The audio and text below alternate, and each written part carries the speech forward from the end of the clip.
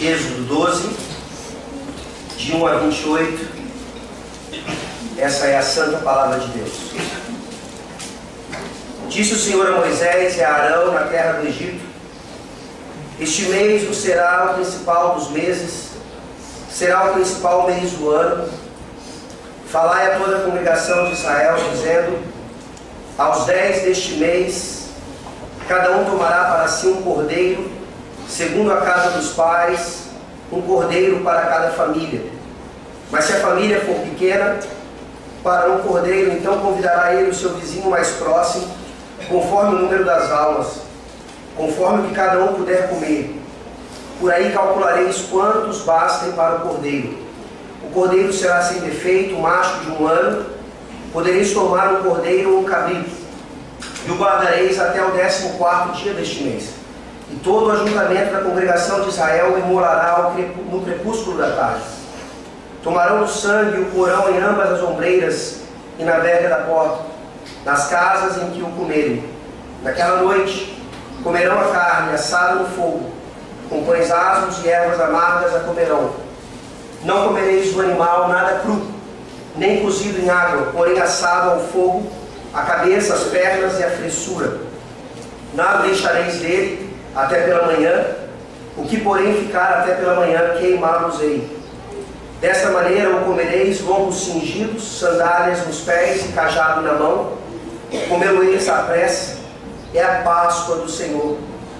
Porque naquela noite passarei pela terra do Egito e ferirei na terra do Egito todos os primogênitos, desde os homens até os animais. Executarei juízo sobre todos os deuses do Egito, eu sou o Senhor. O sangue vos será por sinal nas casas em que estiverdes. Quando eu vir o sangue, passarei por vós, e não haverá entre vós praga destruidora, quando eu ferir a terra do Egito. Este dia vos será por memorial, e o celebrareis como solenidade ao Senhor. Nas vossas gerações o celebrarei, por estatuto perpétuo. 7 dias comereis pães asmos. Logo ao primeiro dia tirareis o fermento das vossas casas, pois qualquer que comer coisa levedada, desde o primeiro dia até o 7º dia, essa pessoa será eliminada de Israel. Ao primeiro dia haverá para vós outros santa assembleia. Também ao 7º dia tereis santa assembleia. Nenhuma obra se fará nele, exceto o que se diz respeito ao comer. Somente isso podereis fazer. Guardai, pois, a festa dos pães asmos, porque nesse mesmo dia tirei vossas hostes da terra do Egito.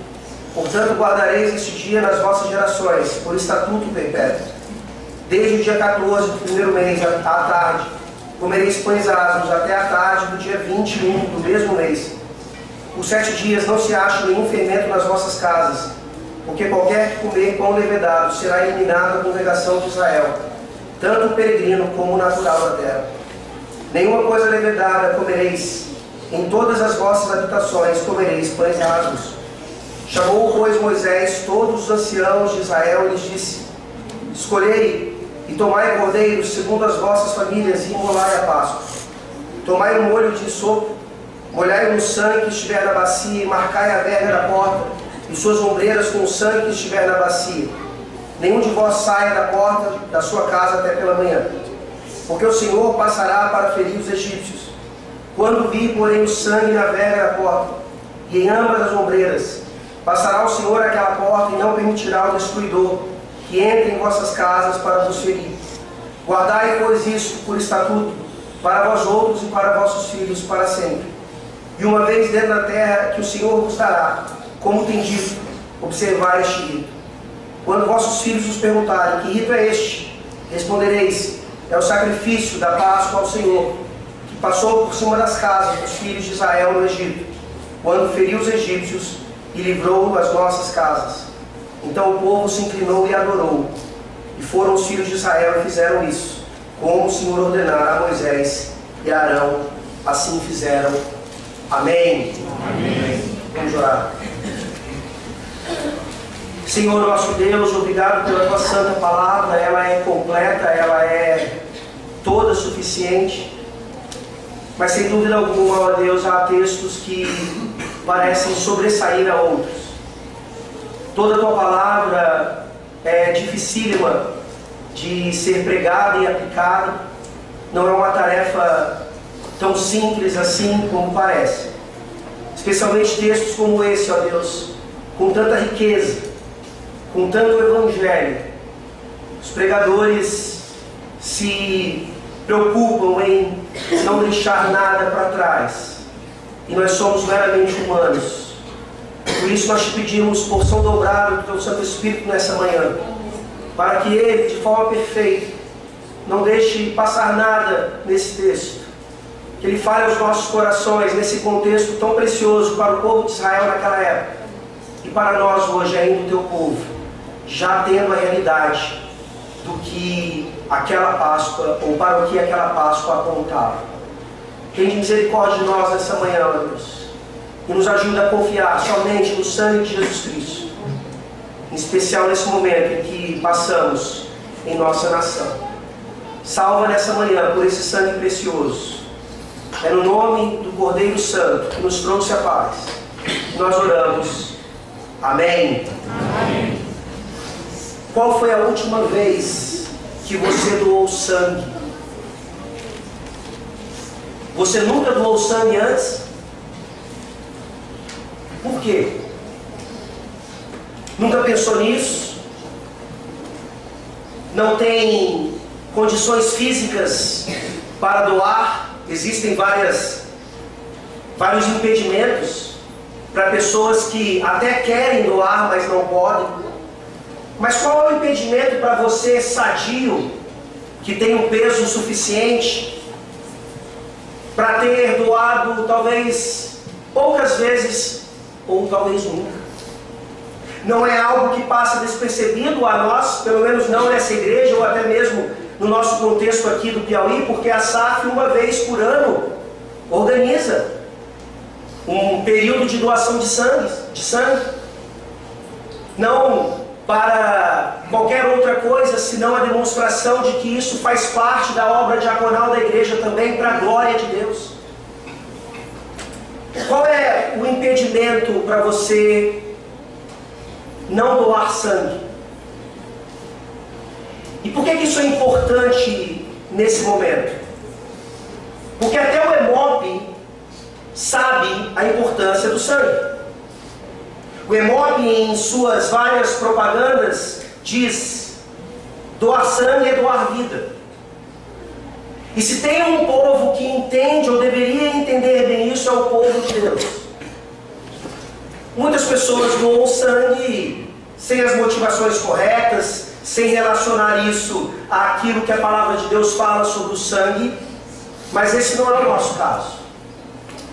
Não é uma mera boa obra, não é apenas para ganharmos meia entrada no cinema. Está aí uma boa motivação. Você ganha a carteirinha de doador de sangue e tem meia entrada no cinema. Ou talvez para você uma motivação maior seja que naquele dia, se você doar, você não precisa trabalhar. Existem algumas motivações que não são ilegítimas, mas que não são, obviamente, tão preciosas quanto a maior motivação. Nós deveríamos ser doadores de sangue constantemente, não só em campanhas, porque nós somos frutos da maior doação de sangue que já aconteceu nessa vida, na história da humanidade. Se o EMOP então valoriza assim o nosso sangue, ele quer o seu sangue, quanto mais o sangue do Cordeiro é valorizado aqui nesse texto e por toda a Escritura. Nós estamos aqui terminando a sessão das pragas. Nós vimos na semana passada a 10ª praga sendo anunciada. Ela não aconteceu ainda. Nós veremos isso, se Deus assim permitir, no próximo domingo. E aqui mais uma vez, então, Deus abre um parênteses, mas não é qualquer parênteses. Não é qualquer interrupção, pausa, mas é uma das mais preciosas manifestações do Evangelho do Senhor Jesus Cristo, já na antiga aliança. E é por isso que todo pregador, ele treme e teme ao olhar para um texto como esse. Toda a Escritura Sagrada faz um pregador tremer assim, mas esse texto e outros, mais especificamente, nos mostram detalhadamente a obra maravilhosa da graça de Deus para com pecadores. O êxodo está chegando. A 10ª praga já vai acontecer, mas antes disso, Javé precisa mostrar ao seu povo que não é por meio de gafanhotos, não é por meio de chuva de granizo, não é por meio de Nilo transformado em sangue e todas as outras grandes manifestações do Senhor, não é por meio disso que o êxodo acontecerá, mas sim por meio do derramamento de sangue, que vai salvar alguns da morte do primogênito, mas vai, por causa da recusa dos outros, puni-los exatamente com a morte do primogênito. Então nós veremos hoje, nessa breve pausa que o Espírito Santo faz entre o anúncio da 10ª praga e a realização da 10ª praga, uma informação que constantemente nos falta, e por isso nós devemos nos lembrar sempre, sermos lembrados sempre: sem derramamento de sangue não pode haver êxodo e nem continuada purificação. Você já ouviu isso milhões de vezes, e nós precisamos continuar ouvindo milhões de vezes, porque nós lemos no próprio Salmo 78 que a história não é de libertação apenas. A história do povo de Deus é uma história de libertação, e eles saem então para conquistar a terra prometida, não é verdade? Não. Eles têm que passar 40 anos no deserto, numa viagem que demoraria no máximo uma semana, se eles assim a fizessem em fidelidade.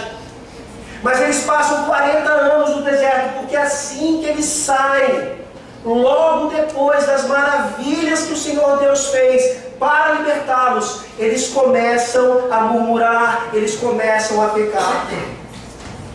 Como o presbítero Elano orou nessa manhã, nós já recebemos provas maravilhosas da fidelidade de Deus. Basta nós não acharmos mais gasolina nos postos, nós começamos a desconfiar da soberania de Deus, do seu controle, do seu cuidado por nós. Diariamente nós agimos a partir daquilo que nós vemos e percebemos, e não a partir daquilo que nós cremos. É por isso que nessa manhã nós somos lembrados que sem derramamento de sangue não pode haver êxodo e nem continuada purificação. Nós vemos isso em primeiro lugar nos versículos 1 a 14. Como o sangue do cordeiro é útil, necessário, essencial para a expiação. O sangue do cordeiro para a expiação. Nós não leremos todos os versículos mais uma vez, mas tiraremos aqui dessa narrativa pérolas preciosas para nós hoje, de um texto que foi escrito em primeiro lugar para o povo de Deus àquela época.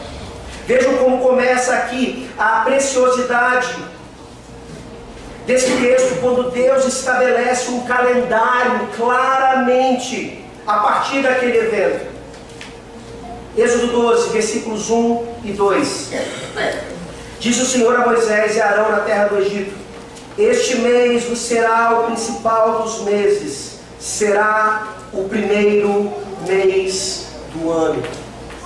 Essa questão do calendário não é importante apenas para aquele momento, mas seria importante porque nós vemos ao longo de todo o texto a importância da manutenção da festa. É uma festa que seria celebrada todos os anos. E é por isso que Deus mostra então que a partir daquele momento, na história de Israel, na história da redenção, por causa desse evento maravilhoso, aquele seria o primeiro mês do ano. O ano começaria exatamente com a realidade da salvação, da libertação. Isso seria passado então de geração em geração, e eles nunca se esqueceriam. Não é verdade? Não.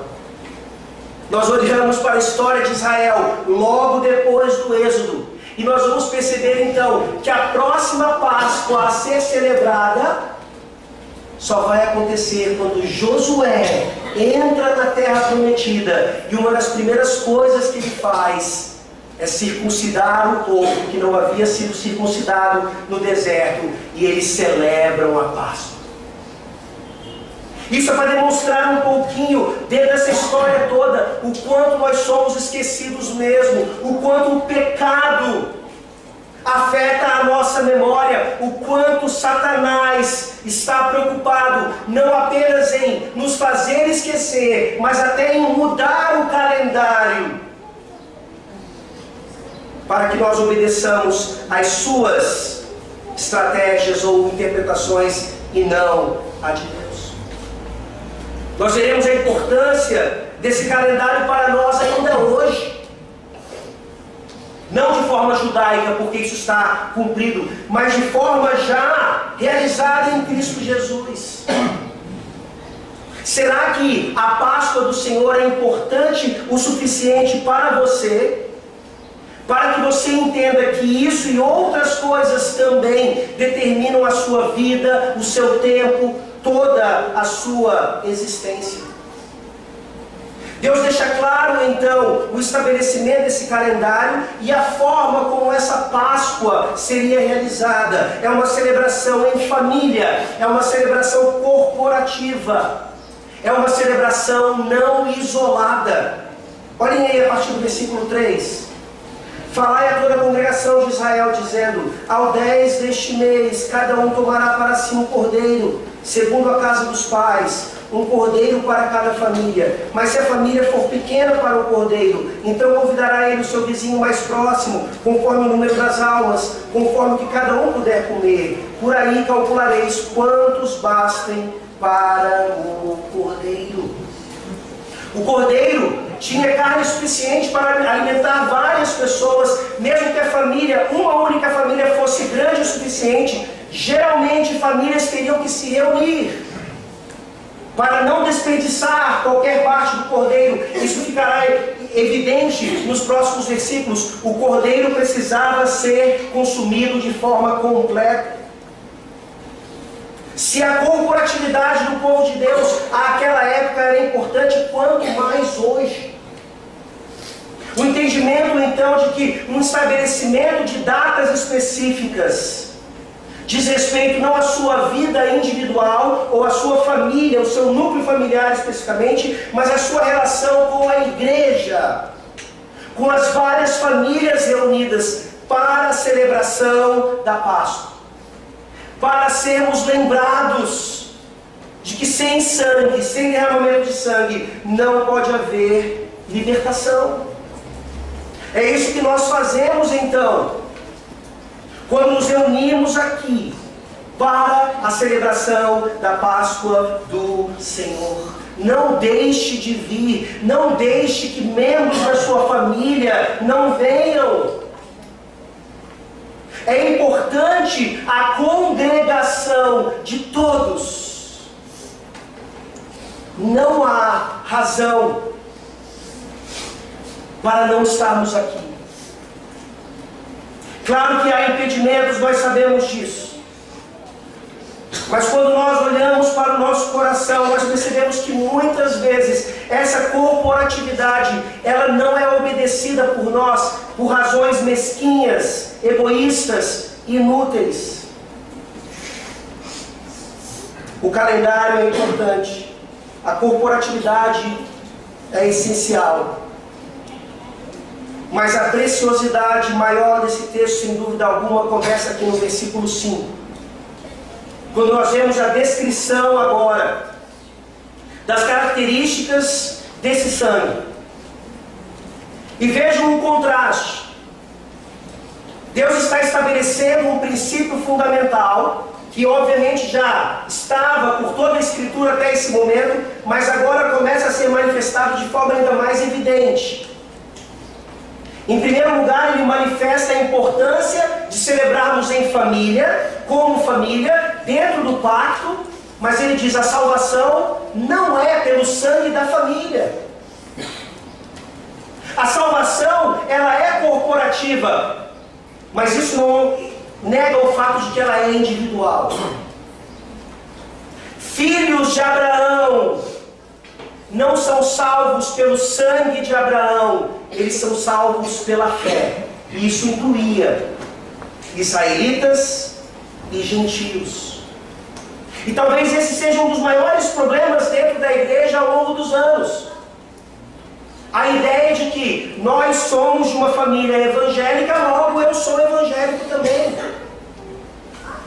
Nós não percebemos tanto isso hoje no Brasil, dentro da igreja evangélica, como nós percebemos, por exemplo, dentro da tradição dos Estados Unidos. Onde lá claramente, principalmente ali na região do cinturão da Bíblia, você vê pessoas claramente dizendo: eu sou crente porque meu avô era crente. Meu avô não era apenas crente, ele era pastor. Logo, eu sou crente. E aquela pessoa vive de forma dissoluta. E aquela pessoa não vive como um crente, mas entende que sim, que ser membro da igreja é suficiente. E aqui então as características do sangue. A única forma pela qual qualquer pessoa é salva nos é descrita. O versículo 5 começa dizendo: o cordeiro será sem defeito, macho de 1 ano, podereis tomar um cordeiro ou um cabrito. E aí aqui cabem várias interpretações falsas que tentam apagar o brilho do Evangelho a partir de Êxodo. E essas interpretações falsas passam por comparações entre religiões.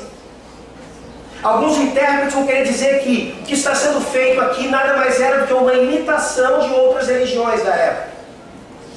Da mesma forma que religiões da época sacrificavam animais para apaziguar os seus deuses, agora então o povo de Israel vai começar a sacrificar animais também para apaziguar a Yahvé. E nós sabemos que isso não é uma realidade. Porque desde Gênesis capítulo 3, versículo 21, nós vemos esse princípio, essa semente ali plantada. Sem derramamento de sangue não pode haver libertação. Vocês se lembram o que aconteceu lá?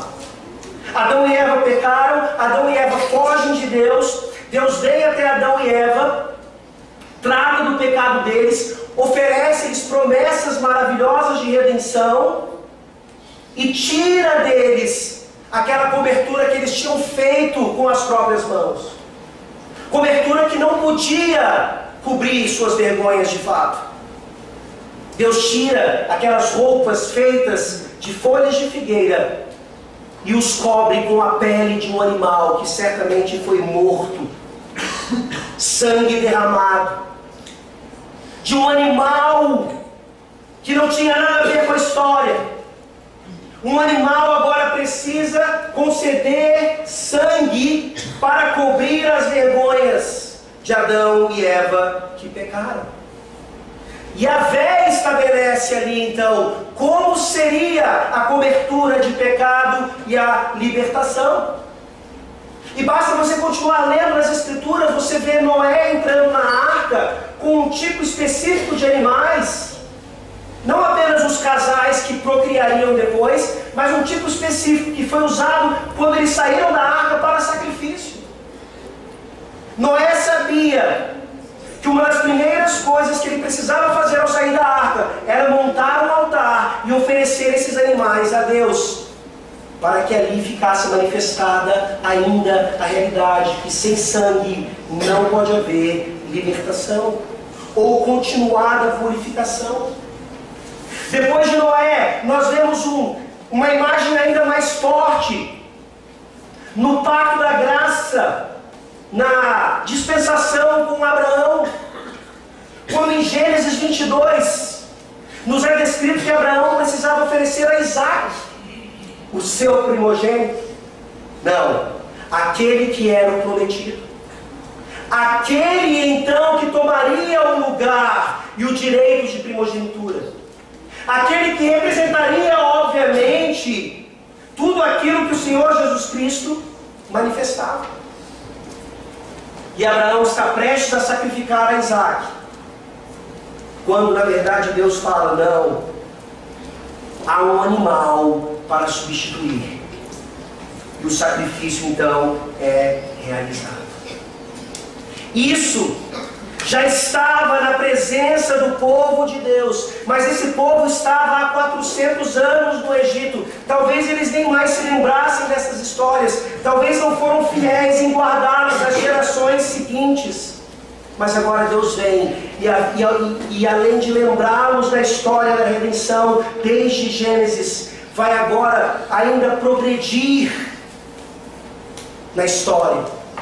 Vai dar a eles informações mais específicas a respeito desse sangue. E é por isso que nós lemos: não é qualquer cordeiro, é um macho sem defeito, um macho de um ano. E aí nós temos o privilégio, como povo da nova aliança, de não lermos esse texto apenas como o povo de Israel lia naquela época e esperava então a manifestação do representante, a manifestação para quem o cordeiro apontava. Nós já temos a realidade. O cordeiro já veio. João Batista deixa claro para nós isso: eis o Cordeiro de Deus que tira o pecado do mundo. E nós olhamos então para essas características e nós percebemos todas elas em Cristo Jesus. Macho, homem. Quem pecou lá atrás foi Eva, não foi? Mas foi Adão principalmente. Deus vem e cobra de Adão uma satisfação. Deus vem e põe em Adão a responsabilidade que na verdade já era dele. O representante da raça humana que trouxe pecado e morte para o mundo era um homem. Assim o seu representante que vai trazer vida e libertação para a humanidade deve ser um homem também. Isso nos mostra como a masculinidade dentro de uma igreja é importantíssima, é vital, especialmente em dias de feminismo exacerbado, pecaminoso, que quer exatamente destruir essa ideia. Jesus Cristo, homem, como o Novo Testamento nos ensina claramente, na flor da idade. Aqui o cordeiro tinha 1 ano, o cordeiro já tinha alcançado a maturidade suficiente para ser sacrificado, assim como Jesus Cristo então, com 33 anos de idade apenas, é sacrificado em nosso lugar. E sem defeito, obviamente. O Cordeiro Santo de Deus, desde a sua concepção, que foi por meio do Espírito Santo, não houve herança pecaminosa de Adão. Ele é concebido sem pecado. Ele é gerado sem pecado. Ele permanece no ventre de Maria sem pecado. Ele nasce sem pecado. Ele é uma criança sem pecado. Ele é um adolescente sem pecado. Ele chega até a vida adulta sem pecado. Ele é tentado em todas as coisas à nossa semelhança, mas sem pecado. Vejam essas imagens para o povo de Israel, olhando para um animal, e nós hoje olhando para um homem. A realidade do Evangelho é maravilhosa. E se ela já estava ali, quanto mais ela está hoje. Nesse sentido, nos apontando exatamente para esse Cordeiro Santo que nos traz a paz. E da mesma forma que aquele animal precisava se identificar com as famílias, assim Cristo precisa se identificar com a sua família.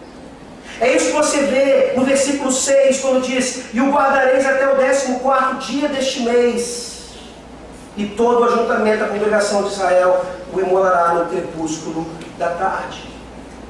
Como é que nós vemos aqui essa identificação? Eles deveriam escolher um animal com essas características no 10º dia.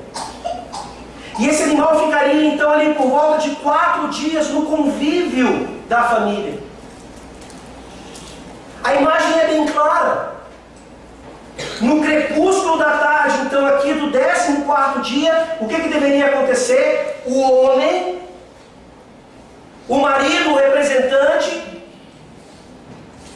pegaria esse animal, então, que claramente já teria caído ali no carinho, pelo menos das crianças envolvidas. E ele teria que pegar esse animal agora, e o animal certamente aos berros, sabendo o que ia acontecer, e ele precisaria agora cortar o pescoço, a garganta desse animal. Imagina essa visão, as crianças olhando, provavelmente chorando. Pai, é o nosso animalzinho, é o nosso cordeirinho. Por que você tomou esse cordeirinho se ia fazer isso? Imagine o tanto de sangue caindo ali. Talvez o filho primogênito pegando uma bacia para ajudar o pai a recolher aquele sangue que seria agora utilizado para salvar a sua própria vida. Não é uma imagem fácil. Certamente não cheirava bem. Não era algo que conservava a limpeza do local, mas era algo extremamente necessário. E aquele animalzinho ali ficava alguns dias exatamente para demonstrar isso, que alguém próximo de nós precisaria ser sacrificado também. E é dessa maneira que nós devemos olhar sempre para a cruz de Cristo. Aquele que é mais chegado do que um irmão, ele que teve que ir para a cruz, ele que teve que ter derramado o seu sangue. E muitas vezes nossos filhinhos são mais preocupados com um animalzinho de estimação do que com a imagem do Cordeiro Santo sendo crucificado. É por isso que nós precisamos levá-los para a cruz. É por isso que nós precisamos mostrar para eles que mais do que a morte de um animal, que é duríssima, é trágica, mais trágica ainda é a morte de Jesus Cristo como nosso Cordeiro. E como falei anteriormente, esse sangue então era recolhido porque ele seria aplicado. No versículo 7 nós lemos: tomarão do sangue e o porão em ambas as ombreiras e na verga da porta, nas casas em que o comerem. O sangue precisa ser aplicado. O sangue precisa ser, pela fé, recebido. O entendimento é exatamente esse. A morte do Senhor Jesus Cristo, ela não apenas potencializa a nossa salvação, o seu sangue de fato nos livra da morte e da condenação eterna. Mas nós nascemos sem esse sangue. Nós nascemos caminhando para o inferno. Nós nascemos, inclusive, os filhinhos da aliança, como filhos da desobediência, como filhos desagarrados, como filhos que têm a propensão de não querer permanecer no pacto, apesar das promessas serem para eles. E é por isso que nós, mais do que qualquer outra preocupação no mundo, precisamos mostrar o quanto o sangue é necessário. Não apenas ensinar a história do sangue derramado, mas a ensinar como nós tomamos posse desse sangue, e é pela fé. Abra sua Bíblia, por favor, em Hebreus 11, 28. Hebreus 11, versículo 28.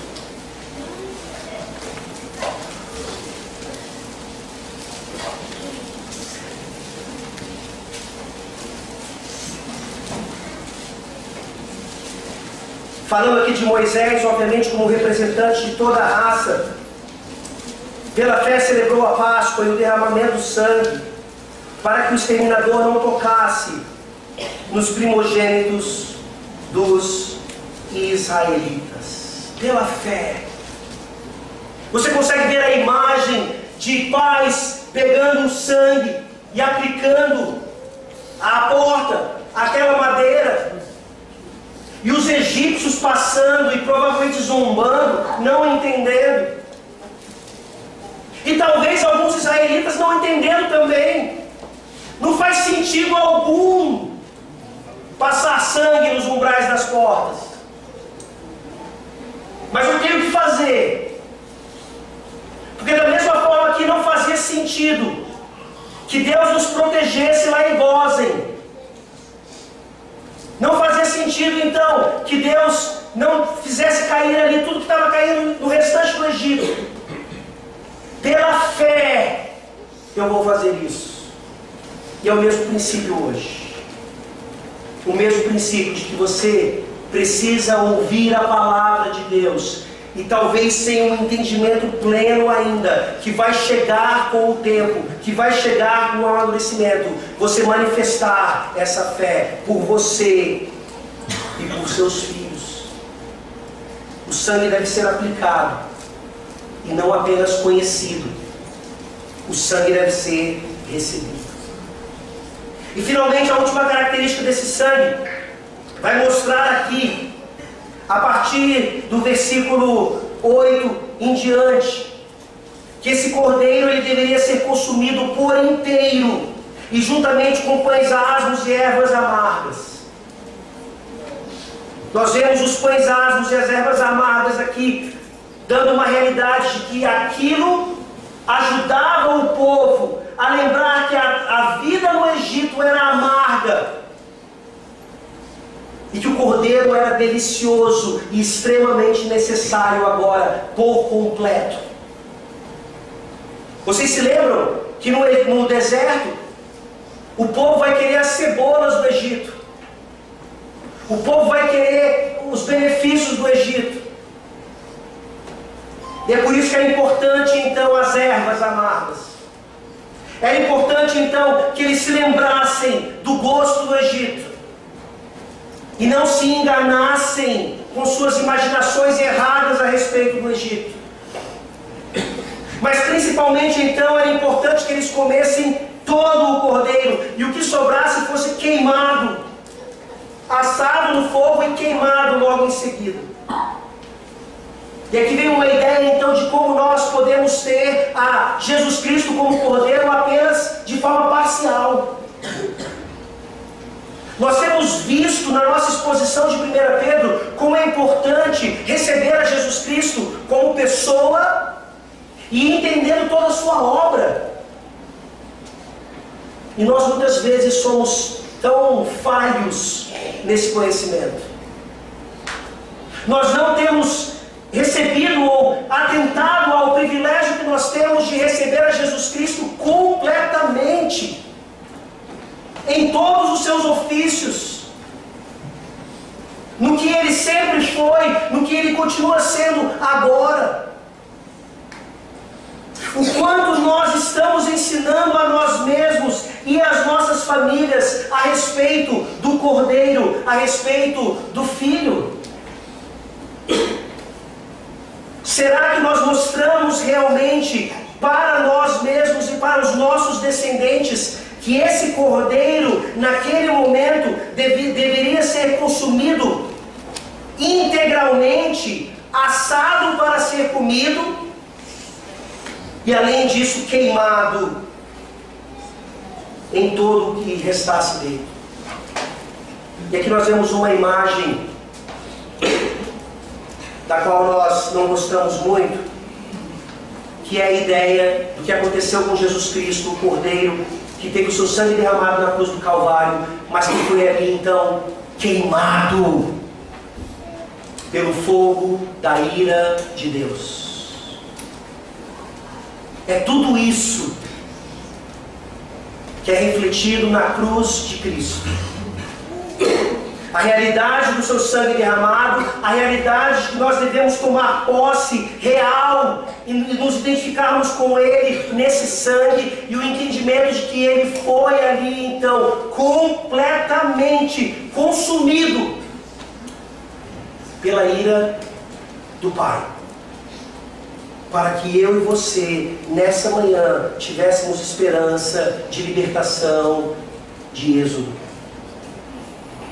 Essas imagens são fantásticas, mas para o povo de Israel naquela época eram apenas imagens que muitas vezes não faziam sentido, que projetavam para algo lá na frente, que era suficiente para que eles tivessem fé e fizessem o que fizeram, mas para nós ainda mais.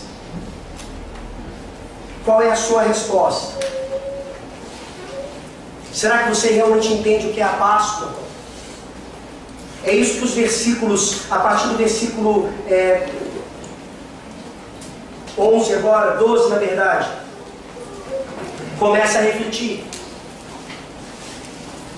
Sejamos honestos, até por influência de cultura de fora. Quando eu falo a palavra Páscoa, a primeira imagem que vem à minha mente ou é um coelho ou é um ovo de chocolate. E vocês acham que isso é por acaso? Vocês acham que não é exatamente Satanás dizendo: se eu não posso tirar deles a ideia da Páscoa? É isso que Satanás tenta fazer diariamente. Ensinar a mim e a você que não é pelo sangue que nós somos salvos, não é pelo sangue que somos preservados, mas pela nossa própria força, pela nossa religiosidade, pelos nossos méritos, pelos nossos esforços. Se ele não consegue nos enganar dessa forma, então ele vai transformar a ideia de Páscoa. E ele vai fazer então um calendário. Ele vai estabelecer então aquilo que se parece com a história das Escrituras. Ele vai fazer com que milhões e milhões e milhões de cristãos evangélicos genuínos no mundo ainda digam uma vez por ano: Feliz Páscoa. E esse texto vem nos mostrar o quanto isso é contrário às Escrituras Sagradas, o quanto isso é contrário ao verdadeiro Evangelho, o quanto isso é exatamente uma prova de que ou nos afastamos do genuíno Evangelho ou nunca estivemos plenamente nele. Vejam aí a partir do versículo 11: desta maneira comereis, lombos cingidos, sandálias nos pés e cajado na mão. Comereis à pressa, é a Páscoa do Senhor. Nós vemos aqui, obviamente, uma ideia contextualizada. Eles tiveram que comer aquela primeira Páscoa às pressas. Isso não aconteceria mais, graças a Deus. Eles estão fugindo, o êxodo vai acontecer, eles têm que comer daquela maneira.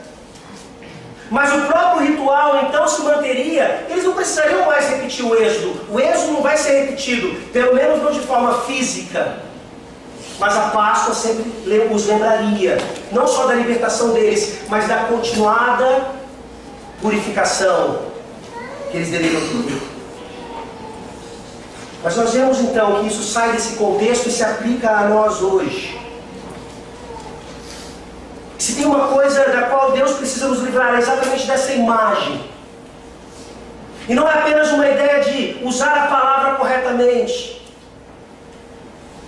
ou de odiarmos que o mundo toma palavras e imagens do povo de Deus e as coloca em outras coisas completamente estranhas ao cristianismo.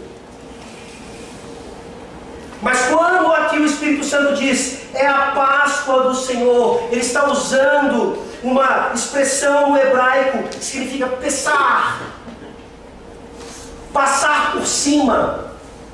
Era exatamente isso que Deus faria quando ele visse o sangue nos umbrais das portas. Ele passaria por cima daquela casa, ele não feriria o primogênito daquela casa.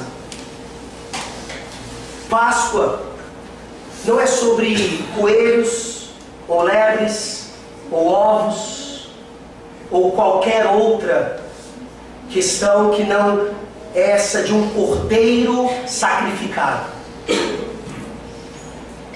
É essa a história, é essa a imagem que as nossas crianças precisam ter.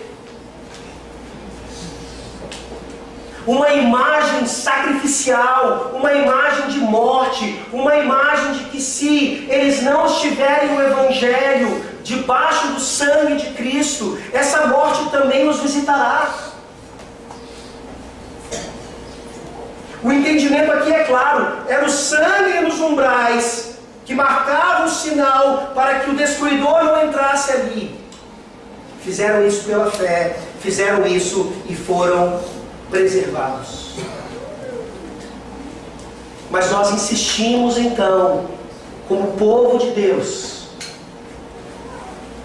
em não entender que aquele chamado domingo de Páscoa, ano após ano, vai de encontro ao que nós estamos lendo das Escrituras.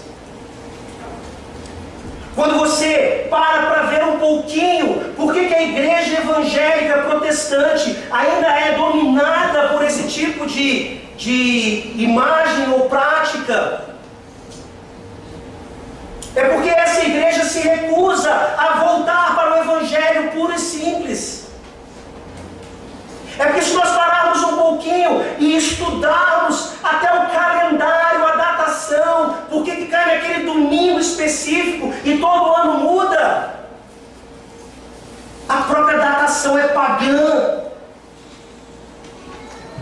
A datação, a determinação do suposto domingo de Páscoa não é de acordo com a datação que Deus estabelece.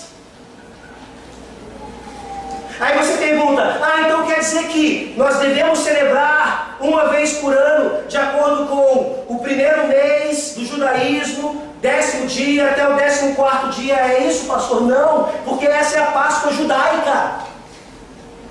Essa é a Páscoa do Velho Testamento. Essas sombras se dissiparam.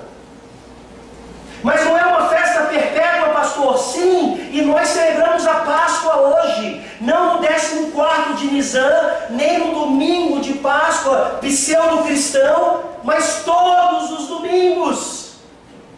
Esse é o calendário estabelecido pelo Senhor, como nós veremos aqui, já na Antiga Aliança. Quer dar feliz Páscoa? Dê hoje. Assim como em todos os domingos, onde nós nos reunimos como famílias, para celebrar o quê? O Cordeiro que foi morto. É a Páscoa do Senhor. A Páscoa do Senhor, que é celebrada não apenas com a proclamação da palavra e a cruz de Cristo, mas o próprio sacramento da ceia. Isso já seria suficiente, ao meu ver, obviamente, para pelo menos estabelecer um debate do porquê também a igreja, e aí esse debate é quase desde o tempo dos apóstolos, por que não celebrar a ceia do Senhor todos os domingos? Se é uma celebração perpétua, se é uma celebração fantástica, que nos ajuda a entender o Evangelho, o que Cristo fez. Será que o principal argumento utilizado que é, porque cairia numa mera tradição, porque nós perderíamos o seu valor? Quantas outras coisas perderiam o seu valor também e nós não deixamos de fazer dominicalmente? Como falei, não é um debate dos nossos dias, é um debate que envolveu pessoas muito mais preparadas teologicamente do que nós, mas na simplicidade do texto e em tudo aquilo que a nova aliança confirma dele, eu não consigo ver outra, e mesmo que fosse só uma questão de preferencialmente, de ser preferencial, por que não celebrar a ceia do Senhor, a Páscoa do Senhor, de fato, não só com a palavra, mas também com o sacramento, todos os domingos? Esse é o estabelecimento do sangue do Cordeiro para a expiação, para a libertação. Mas o sangue do Cordeiro, ele também fica agora para a nossa santificação. A obra é completa. Eles seriam libertados, mas ao serem libertados, Deus aqui estabelece uma outra sequência, uma outra festa, para que naquela constância eles entendessem o que aconteceu lá atrás e o que continuaria acontecendo agora, perpetuamente. Isso é o que nós vemos a partir do versículo 15 até o versículo 28. Não leremos também todos os versículos, mas tiraremos aqui algumas lições fantásticas. O sangue do Cordeiro agora para a santificação. E no versículo 15 nós lemos: 7 dias comereis pães asmos. Logo ao primeiro dia tirareis o fermento das vossas casas, pois qualquer que comer coisa levedada, desde o primeiro dia até o 7º dia, essa pessoa será eliminada de Israel. Você vai perceber ao longo das Escrituras, Páscoa e pães asmos e Páscoa são festas associadas, uma não acontece sem a outra. Às vezes o texto fala pães asmos e está envolvendo Páscoa também, e o contrário, fala Páscoa e já envolve pães asmos. Uma coisa então é o Cordeiro ser sacrificado para concretamente estabelecer a nossa libertação. Agora então esse povo liberto viveria como? Viveria tirando do seu meio os pães asmos, ou melhor dizendo, os pães levedados. Tiraria do seu meio então o fermento que levedaria aquele pão. E esse é o sentido aqui. É por isso que no Novo Testamento o próprio Senhor Jesus vai falar: cuidado com o fermento dos fariseus. A ideia de fermento, então, como algo tão pequeno, tão inútil ou insignificante, que vai levedar toda a massa. Uma coisa que, pecado domesticado, pecado que ninguém conhece, pecado que eu posso fazer sim, Deus não se importa tanto, e quando eu menos espero, aquilo já virou uma bomba, um escândalo na minha vida. Deus nos salva então por meio do seu Cordeiro, para que nós sejamos e continuemos sendo salvos pelo mesmo sangue do Cordeiro. E aqui continua a importância de um calendário agora. No 14º dia seria celebrada a Páscoa. Ok, fui salvo, fui liberto, eu sou uma nova criatura. E agora como vai ser a minha semana? Olha o que o versículo 16 diz. Ao primeiro dia haverá para vós outros santa assembleia, também ao 7º dia tereis santa assembleia, nenhuma obra se fará nele, exceto o que diz respeito ao comer, somente isso podereis fazer. Você consegue ver aqui a sabedoria do seu Deus, estabelecendo desde a antiga aliança o padrão que ficaria ainda mais evidente agora na nova aliança? Por que os adventistas do 7º dia não conseguem olhar para um texto como esse e já ver aqui a preciosidade do que nós hoje chamamos de o primeiro dia da semana? Esse ciclo, ele é repetido diversas vezes nas Escrituras Sagradas.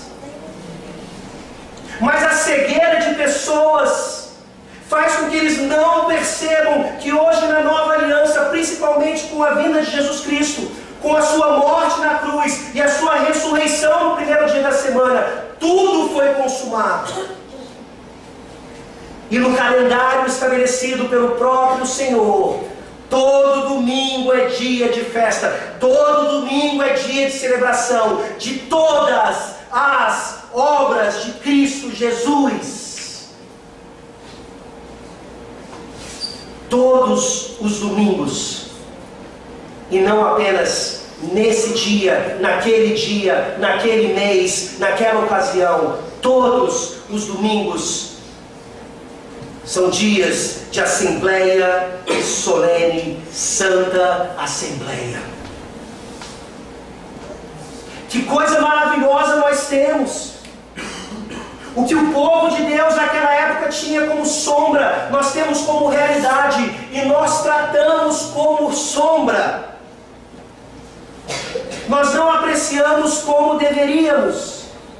E nesse sentido não entendemos então o que nós fazemos de um domingo até o outro. E isso já estava estabelecido para o povo lá.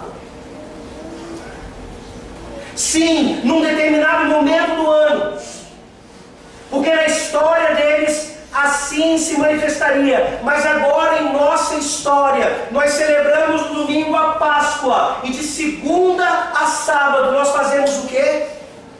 Nós tiramos o fermento da nossa casa. Nós tiramos o pecado da nossa casa. Em resposta à grande libertação que nós tivemos e em preparação para o próximo dia, onde ouviremos mais uma vez a respeito dessa salvação. Que calendário fantástico, meus irmãos! Que privilégio maravilhoso que nós temos! Mais uma vez insisto, não estou dizendo que o debate não é complexo, mas nós não apenas ouvirmos o Evangelho todos os domingos, mas tomarmos do pão e do sangue de Jesus Cristo todos os domingos, para nos prepararmos para uma semana de santificação, que vai nos preparar para o próximo domingo, até que não haverá mais domingo. Até que chegará o momento em que estaremos celebrando o que com o Cordeiro? As bodas do Cordeiro.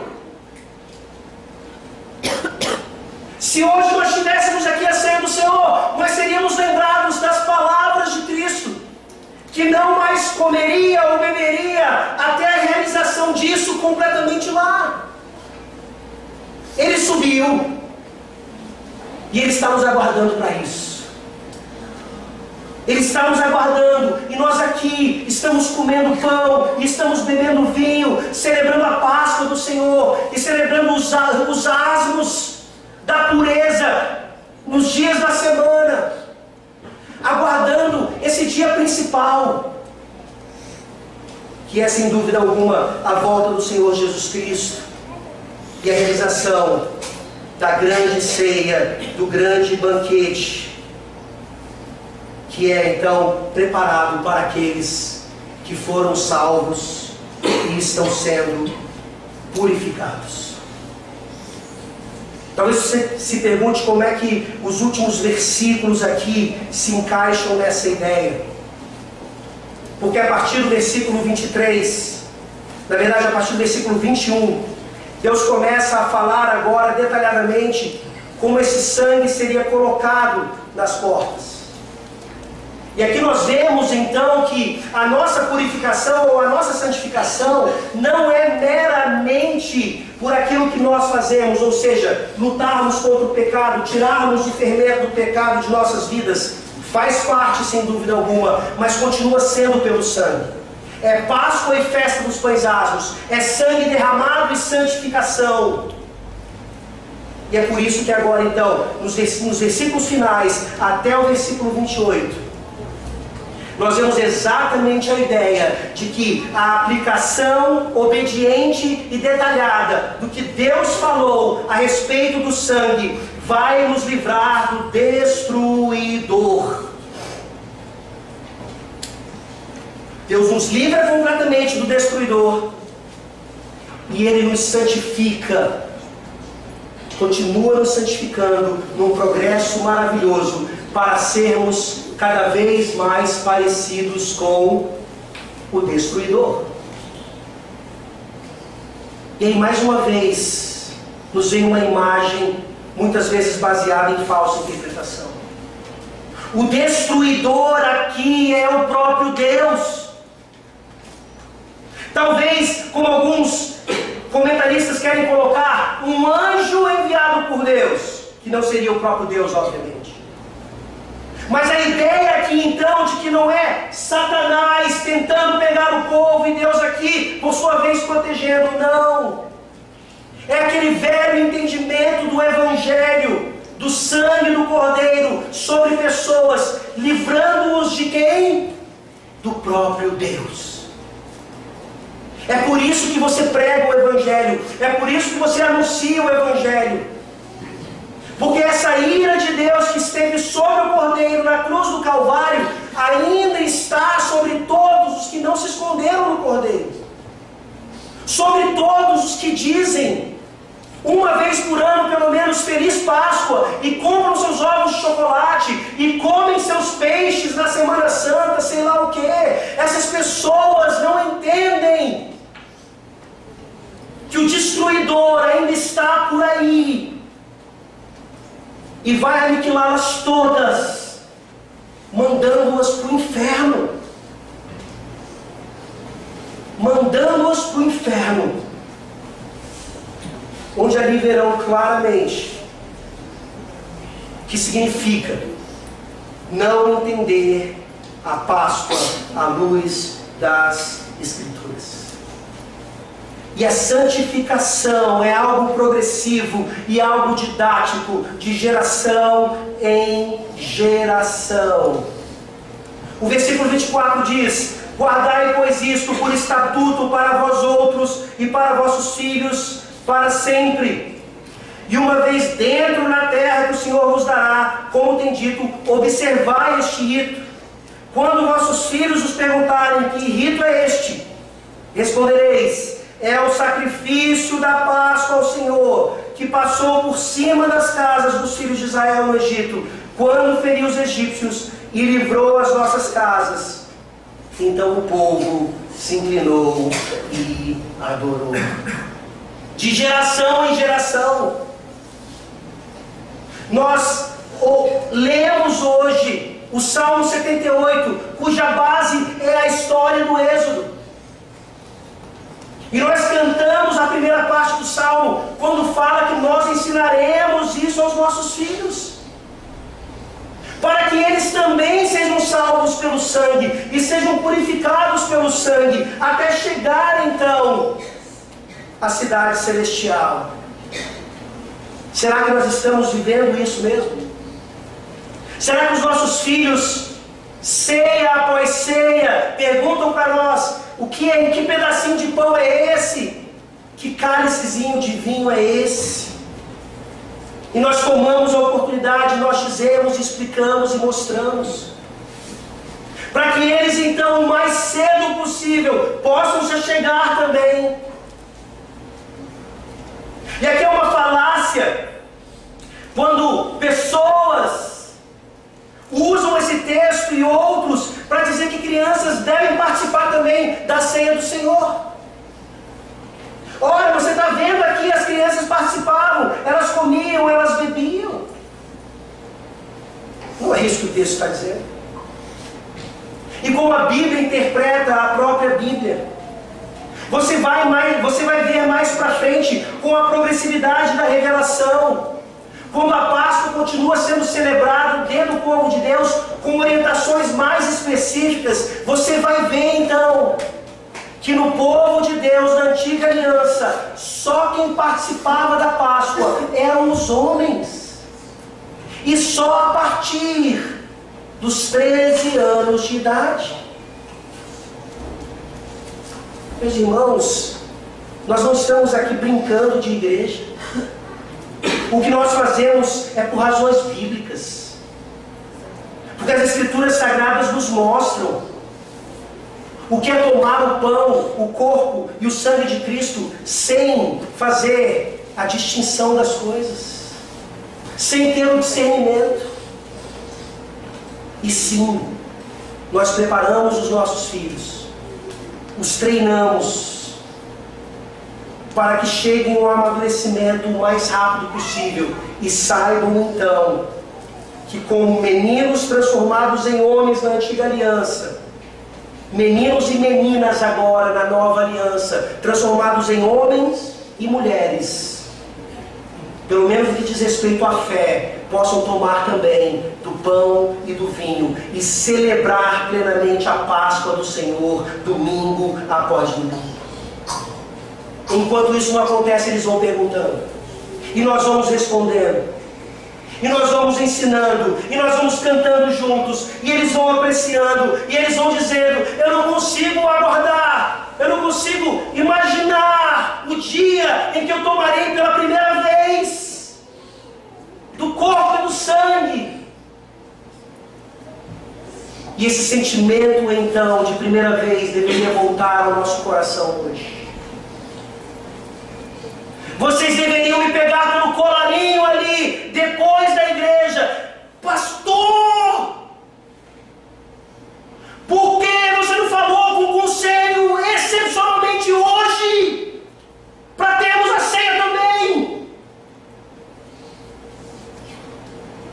Por que não?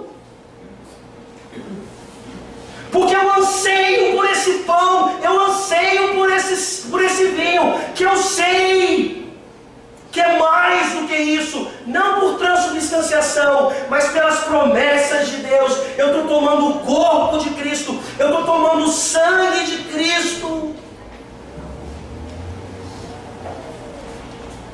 Eu sei o que isso significa. Traga para mim, juntamente com a palavra, domingo após domingo. Eu sei o que significa. Se o menosprezo acontecer, não é por causa do sacramento, mas é por causa do meu pecado. Porque de 15 em 15 dias, uma vez por mês, 4 vezes no ano, uma vez no ano, como várias igrejas praticam, também é cheio de menosprezo. Nós não chegaremos aqui provavelmente domingo que vem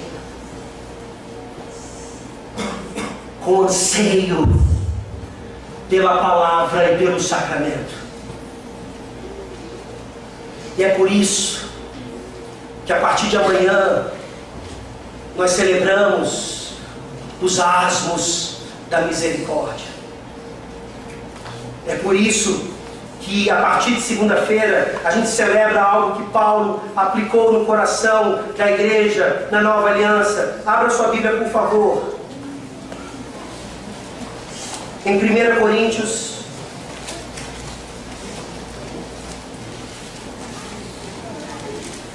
capítulo 5.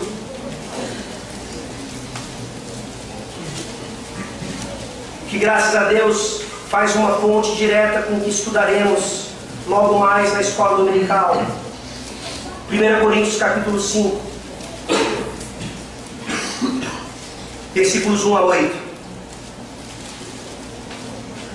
Geralmente se ouve que há entre vós imoralidade tal, como nem mesmo entre os gentios, isto é, haver quem se atreva a possuir a mulher do seu próprio pai. E contudo andais vós ensoberbecidos, e não chegastes a lamentar, para que fosse tirado do vosso meio quem tamanho ultraje praticou. Eu, na verdade, ainda que ausente em pessoa, mas presente em espírito, já sentenciei, como se estivesse presente, que o autor de tal infâmia seja em nome do Senhor Jesus, reunidos vós e o meu espírito, com o poder de Jesus nosso Senhor, entregue a Satanás para a destruição da carne, a fim de que o espírito seja salvo no dia do Senhor Jesus. Não é boa a vossa jactância? Não sabeis que um pouco de fermento leveda a massa toda? Lançai fora o velho fermento, para que sejais nova massa, como sois de fato sem fermento. Pois também Cristo, nosso Cordeiro Pascal, foi imolado. Por isso, celebremos a festa não com o velho fermento, nem com o fermento da maldade e da malícia, e sim com os asmos da sinceridade e da verdade. Quando você olha para o final de Êxodo, capítulo 12, na verdade até o versículo 28, o final dessa película, você vai ver o povo adorando, e o povo fazendo assim como Moisés e Arão haviam ordenado. Nós ouvimos o Evangelho nessa manhã. Nós estamos ouvindo como o Senhor Deus nos chama, nos convoca mais uma vez a uma vida de santidade plena. Você sabe qual é o fermento na sua vida. Você sabe qual é o pecado contra o qual você tem lutado. Você sabe das suas fraquezas. Você sabe o quanto você precisa de ajuda. E você precisa buscar ajuda, então. Você precisa ter coragem de confessar o seu pecado, mesmo que seja para uma pessoa próxima, mesmo que seja para o conselho da igreja. Você precisa se livrar desse fermento que leveda toda a massa.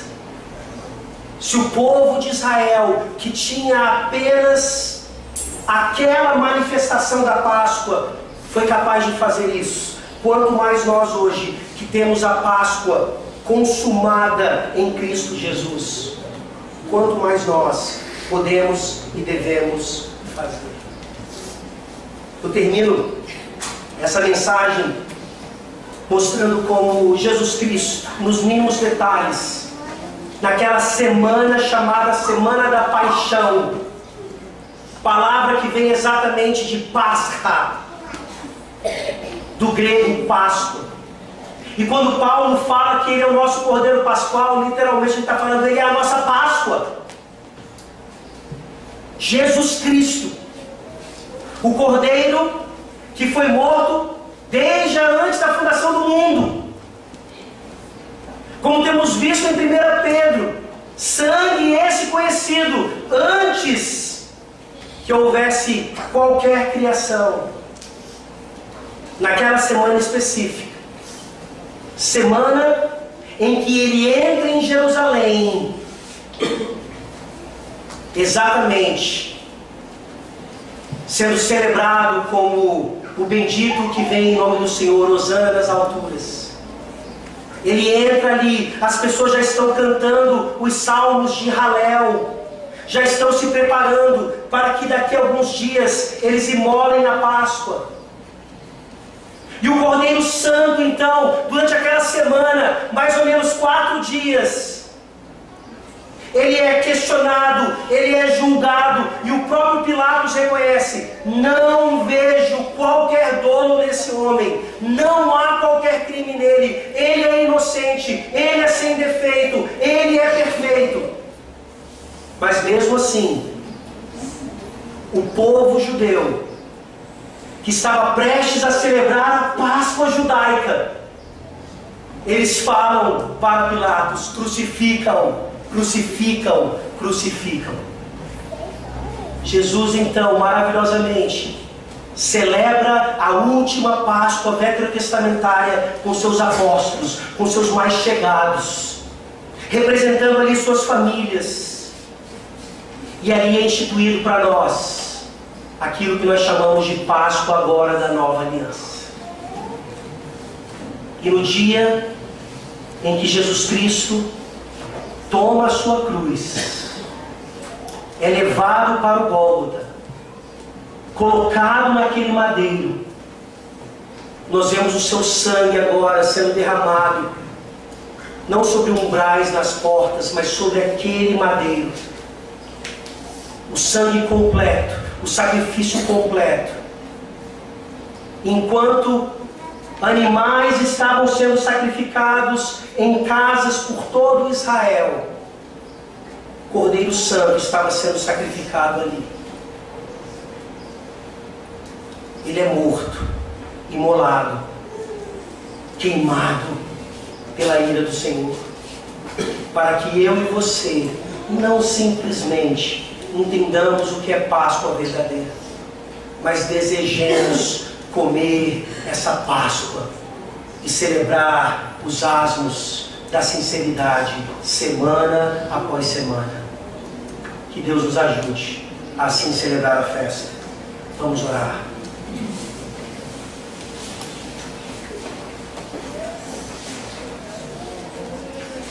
Deus, mais uma vez nós te louvamos pela preciosidade do texto, das Escrituras. São muitos detalhes, Senhor. Sem dúvida alguma, nossa mente, nossa desatenção, tudo que o pecado ainda faz em nós, nos impede de contemplar plenamente. E possivelmente amanhã já não lembraremos de mais nada, principalmente em nossas práticas. Por isso rogamos plenamente o Teu Santo Espírito, que nos mostre que pela Tua graça, essa palavra é pregada para ser praticada, para ser ensinada aos nossos filhos, de geração em geração, ser preservada, até o dia em que estaremos sentados com Cristo Jesus, o Cordeiro Santo, comendo aquelas bodas maravilhosas. Tende misericórdia de nós e salva nessa manhã aqueles que ainda não tiveram o seu êxodo. Em nome de Jesus, o Cordeiro Santo, é que nós oramos. Amém. Amém.